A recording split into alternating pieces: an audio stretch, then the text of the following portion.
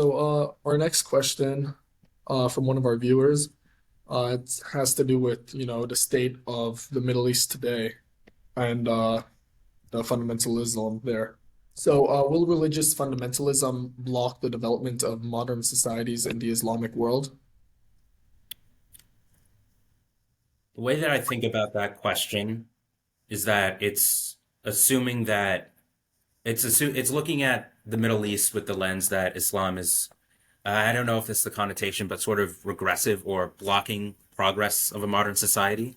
I can't really speak in depth or specifically about like the laws or the situations or the social political events of the Middle East.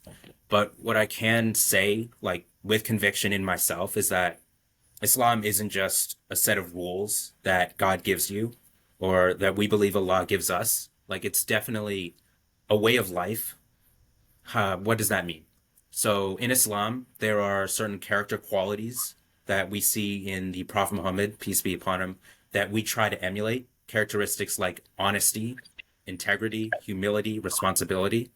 Like Allah doesn't just tell us, don't eat this type of food or pray to me 5 times a day. He calls on us to excel in character qualities that not only are good for ourselves, but also good for other people.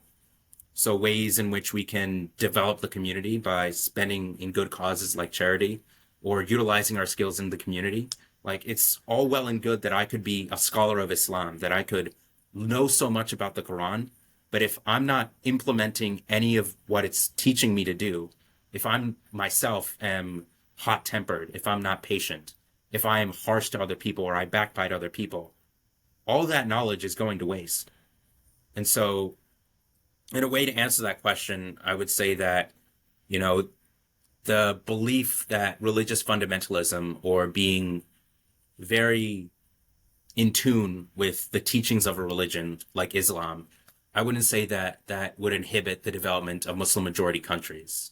I don't understand the nuances of the social and political events that are happening there, but I do know in myself that the ways in which Islam calls on us to perfect our character, not just inwardly within ourselves, having integrity and responsibility, but also outwardly, showing good compassion and honesty and good characteristics to other people, are qualities that every good modern community should have.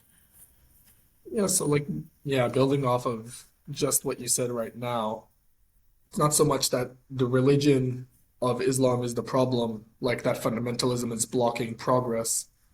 Uh, I don't know. It's more so maybe to focus on the wrong political and social issues because from what it seems to me, Islam and I guess you can even generalize to Abrahamic religions in general, and even beyond that, like they preach positive messages. Mm-hmm. If you like really look deep down at what it's talking about, it's positive messages. It's good.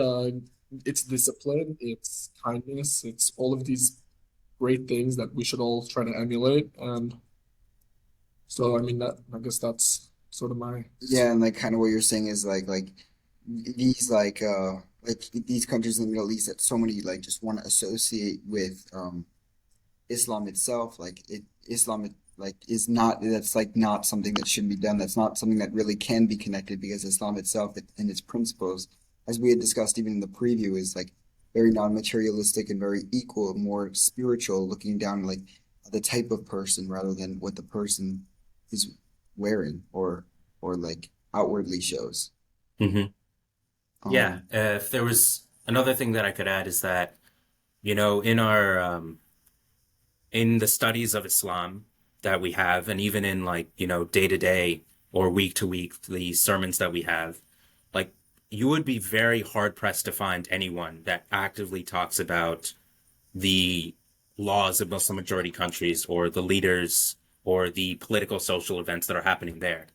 The vast, vast, vast majority of what is being studied and what's being talked about in Islam is mainly like what ways did the Prophet Muhammad, peace be upon him, emulate the Quran?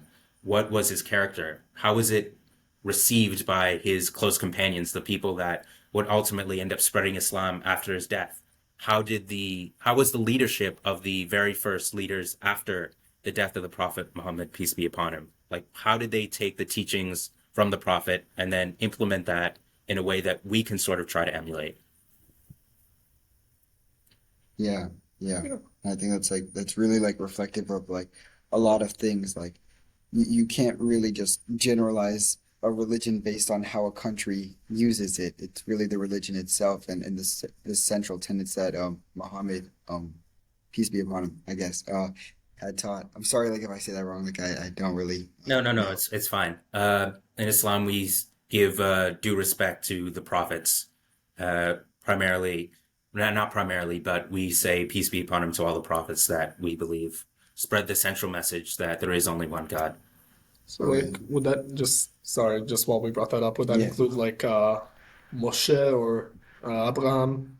Yeah, So like yeah. We believe that Abraham, Moses, and the prophets in a long chain, like David, Solomon, like these, we say, peace be upon him, peace be upon them, because they spread the message that God gave them.